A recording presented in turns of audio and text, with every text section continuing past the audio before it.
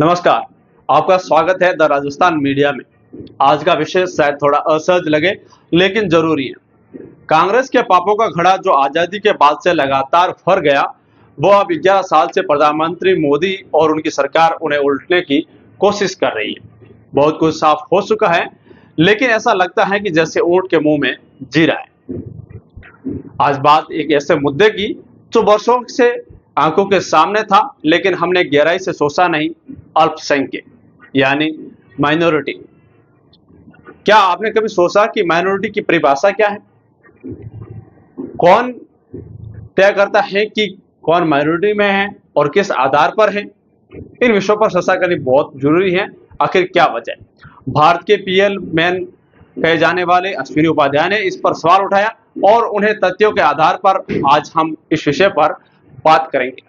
संविधान में माइनॉरिटी शब्द को केवल 2 जगह आता है, अनुच्छेद 29 और 30 में। अनुच्छेद 29 कहता है कि अल्पसंख्यकों को अपनी भाषा, लिपि और संस्कृति को सुरक्षित रखने का अधिकार है।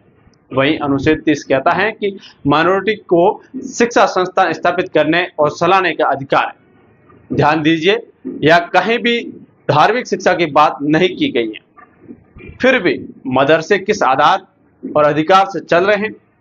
हजारों की संख्या में सरकारी पैसों पर, और कोई सवाल तक नहीं पूछता। आज कुछ सुधार शुरू हुए हैं, मदरसों में गणित और विज्ञान पढ़े जा रही है, लेकिन धार्मिक शिक्षा अब भी जारी है। अब मुद्दे की जड़ में चलते हैं। माइनॉरिटी शब्द की परिभाषा संविधान में है ही नहीं।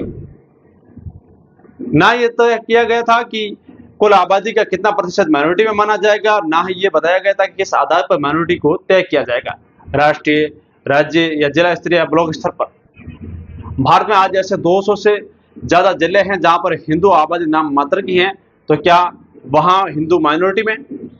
यह सवाल हम सब के लिए है, लेकिन इसका उत्तर कहीं नहीं। 1992 में केंद्र सरकार ने एक आदेश के जरिए माइनॉरिटी एक्ट बना दिया।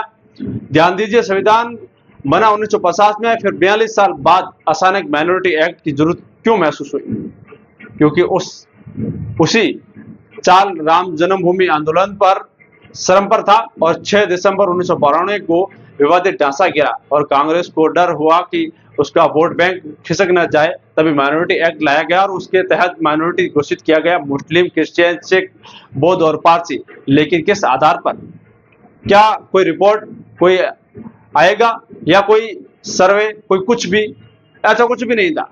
माइनॉरिटी को लेकर जिस प्रकार के जो सवाल खड़े हो रहे, वो एक काफी चिंतन करने वाला विषय है। लेकिन भारत में दूसरे सबसे बड़ी आबादी वाला वर्ग भी माइनॉरिटी है। क्या ये तर्क संगत है? आज माइनॉरिटी के नाम पर 300 से ज्यादा योजना चल रही हैं, सरकारी पैसे खर्च हो रहा है, स्कूल, कोचिंग, छात्रवृत्ति, सब कुछ माइनॉरिटी के टैग के नाम पर है, लेकिन परिभाषा शून्य। ये न केवल असमानता को जन्म देता है, जबकि एक पूरी पीढ़ी को आत्मनिर्भर बनने से रोकता है। ये कोई धार्मिक बहस नहीं, ये एक प्रशासनिक, संविधान और तर्कसंगत सवाल है।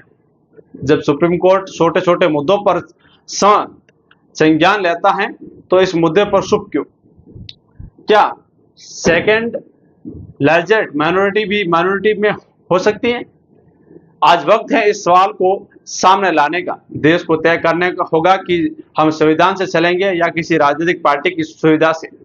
संविधान की मर्यादा बनाए रखने के लिए जरूरी है कि माइनॉरिटी की स्पष्ट परिभाषा, वैज्ञानिक परिभाषा तय हो, वरना ये खेल चलता रहेगा।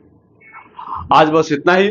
अगर आपको ये बातें जरूरी और सटीक लगी हो तो इस वीडियो को लाइक करें, शेयर करें, और अगर आप हमारे चैनल पर पहली बार आए हैं तो चैनल को सब्सक्राइब जरूर करें।